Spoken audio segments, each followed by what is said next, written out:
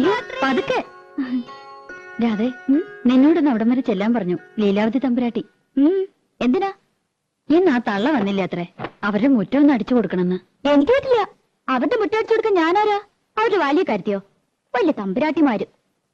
പ്രായമായ സ്ത്രീയല്ലേടി. പണിയെടുക്കാൻ പറ്റാത്ത പ്രായമൊന്നുമില്ല അതിന്. അല്ലെങ്കിൽ അവർക്കൊരു മോളുണ്ടല്ലോ. മുറ്റടിച്ചാലേ വളയൊന്നും ഊരിപ്പോവില്ല തമ്പുരാട്ടിമാർക്ക്. ഒരു തമ്പുരാട്ടി എന്നെ കുറച്ച് പാട്ട് പഠിപ്പിക്കാൻ ചോദിച്ചപ്പോ എന്തായിരുന്നു പവർ? ലോകത്തുള്ള സകലയെ പഠിപ്പിക്കാം. എന്നെ പഠിപ്പിച്ച കുറച്ചില്. ഞാനെന്താ കാശ് കൊടുക്കില്ലേ? അല്ലെങ്കിൽ പഠിപ്പിച്ച പഠിക്കില്ലേ? തമ്പുരാട്ടിയായിട്ട് ജനിച്ചില്ല. വലിയ പണക്കാരുത്തിയല്ല. അല്ലാണ്ട് എനിക്ക് എന്തോ ഒരു കുറവ്. എന്തൊക്കെയായാലും അവരുടെ മോളക്കാൾ നല്ലത് എന്റെ ശബ്ദം.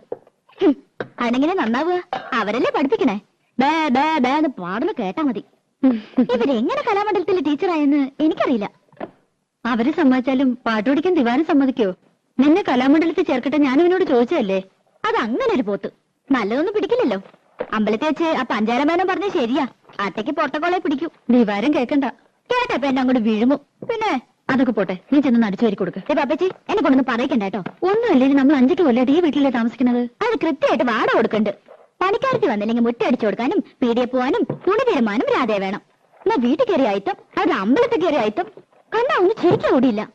ലോകത്തൊരിടത്ത് ഞാൻ ഇങ്ങനത്തെ പെണ്ണുങ്ങളെ കണ്ടിട്ടില്ല. വെറുതെയാണോ മുടിഞ്ഞു കിടക്കണേ?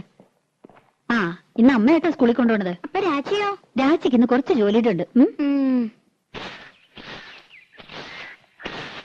രാധേ, ആ ചൂലൊന്ന് മാറ്റിപ്പിടിച്ചോളൂ. അമ്മ ഇറങ്ങിയായി.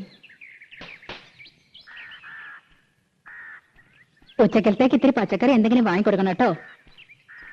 പിന്നെ ഇന്ന് കലാമണ്ഡലത്തിൽ പ്രോഗ്രാം ഉണ്ട്. കുട്ടികളുടെ ഇറങ്ങേറ്റാ.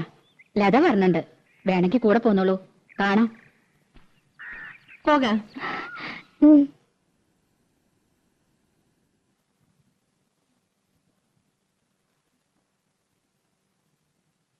8 മണിയാകുമ്പോഴേക്കും ഡാൻസ് ഒക്കെ കഴിയും.